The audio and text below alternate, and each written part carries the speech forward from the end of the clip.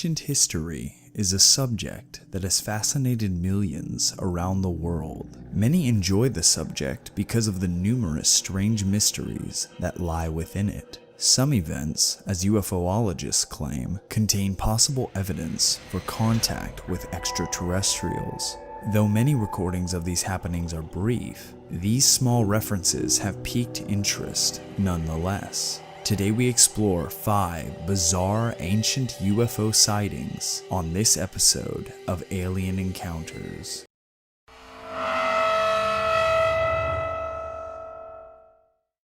In 74 BC, a battle was about to begin between oncoming Roman forces, commanded by the warlord and government official Lucullus, and King Mithridates VI of the region of Pontus. Right before the battle was about to begin, a massive silvery object descended from the sky. Flames emerged from the structure, and as it descended to the land between the two armies, it managed to keep the two forces apart as both sides retreated in panic at what they had just witnessed. The influential Greek biographer Plutarch recorded the exact account. With no apparent change of weather, but all of a sudden, the sky burst asunder, and a huge flame-like body was seen to fall between the two armies. Plutarch then described how the object resembled a wine jar and displayed a silver color. Due to Plutarch's credibility, his recording of this account has gone down in history as one of the strangest and most unexplainable events in Roman history.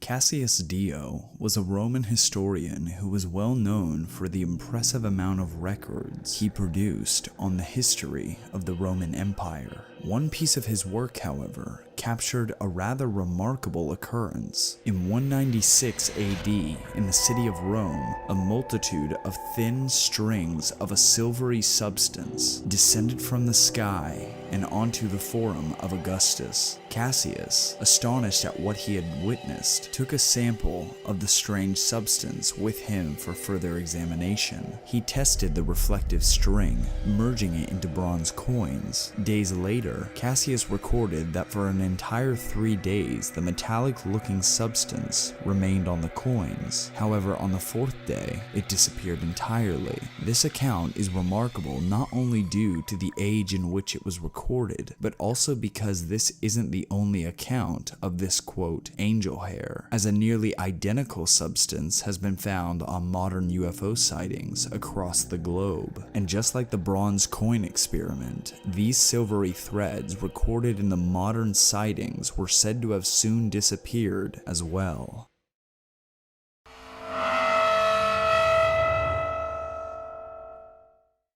During the year 343 BCE, a Greek general by the name of Timoleon sailed his way to Sicily with a fleet of soldiers from their homeland in Corinth.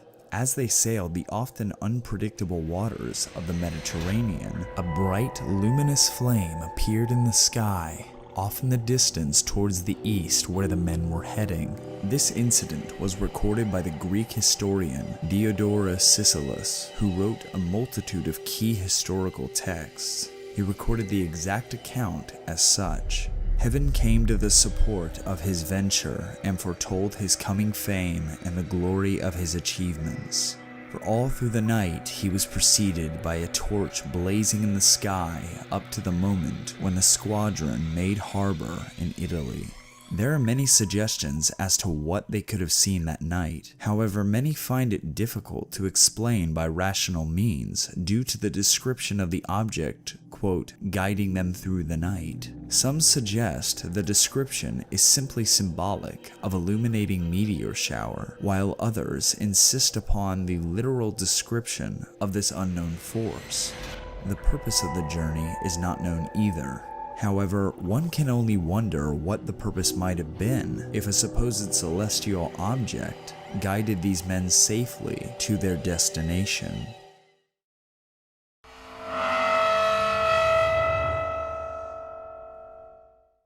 The Saxon Wars were a series of battles between the approaching forces of Charlemagne, a Frankish ruler, and the Saxons. This extensive and gruesome conquest lasted for 32 years, from 772 to 804. Charlemagne's forces persisted until their eventual victory.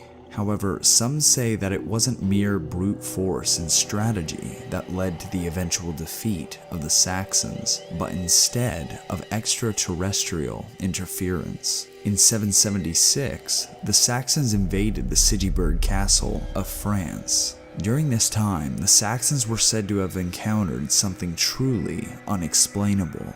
During the battle, what is described as two large shields descended from the skies, surrounded by blazes of fire. They were said to have circled around the castle itself, protecting those in the fortress from the oncoming attackers. The Annales Lauricenses, a historical record of many events during this time, states that this event was an act of God's will. The original text states, "And the same day, while they, the Saxons, were preparing for another assault against the Christians who were living in the castle, the glory of God manifested itself above the church inside the fortress. Those who were watching in the square outside, many of which still live today, said that they saw something resembling two large flaming shields of reddish color moving above the church itself." The Saxons were then completely defeated.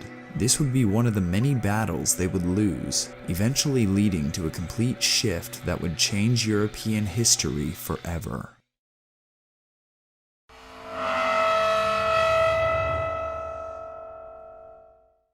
Over the centuries, ancient Egypt has been revered as one of the most fascinating places in the world. Its architectural marvels, deep history, cryptic hieroglyphics, as well as its unique mystical texts, has made the land a global treasure that has fascinated millions. Because of its mysterious reputation, many UFO theories surround the land. Some conspiracy theorists go as far as to say that in many points in history, the Egyptians actually contacted extraterrestrial life. The numerous texts discovered by archaeologists are what reveal most about this fascinating culture. One of these documents, known as the Thule Papyrus, is said by ufologists to be one of, if not the earliest record of a UFO encounter in history. The text was said to have been found in 1933 at an antique shop by Vatican Museum director Alberto Tulli, who, after seeing that he couldn't afford the text, proceeded to copy it. The text was then copied a second time, and shortly after becoming a well-known ancient text that fascinated thousands. Prince Boris de Rachewiltz originally translated the text, which was later translated a second time by anthropologist R. Cedric Leonard. Some fragments of the text were missing due to how badly damaged it was when originally found, though what could be decoded, according to Rachewilt's translation, describes the following. In the year 22, in the third month of winter, in the 6th hour of the day, the scribes of the House of Life noticed a circle of fire that was coming from the sky. From the mouth it emitted a foul breath. It had no head. Its body was 1 rod long and 1 rod wide, approximately 150 feet. It had no voice, and from that the hearts of the scribes became confused, and they threw themselves down on their bellies. They then reported the thing to the Pharaoh. His Majesty ordered, has been examined, and he was meditating on what had happened, that it was recorded in the scrolls of the House of Life. Now after some days had passed, these things became more and more numerous in the skies. Their splendor exceeded that of the sun and extended to the limits of the 4 angles of the sky. High and wide in the sky was the position from which these fire circles came and went. The army of the Pharaoh looked on with him in their midst. It was after supper. Then these fire circles ascended higher into the sky, and they headed towards the south. Fish and birds then fell from the sky, a marvel never before known since the foundation of their land. And Pharaoh caused incense beings to be brought to make peace with the earth, and what happened was ordered to be written in the annals of the House of Life so that it be remembered for all time forward. This event was said to have taken place in 1480 BCE, the pharaoh in power being Thutmose III during the 18th dynasty. Unfortunately, the original papyri is said to be gone forever, as it was given to a priest who passed away, his belongings being distributed amongst multiple beneficiaries. These are the many reasons why skeptics doubt the authenticity of the copied text. Some even wonder if it was copied correctly to begin with. Despite this, there are those who still claim this document to be the earliest evidence of UFO sightings in the world. So this is the end of today's video. If you liked it, remember to hit the subscribe button and to tickle the bell icon so that you will be notified every time we upload a video just like this.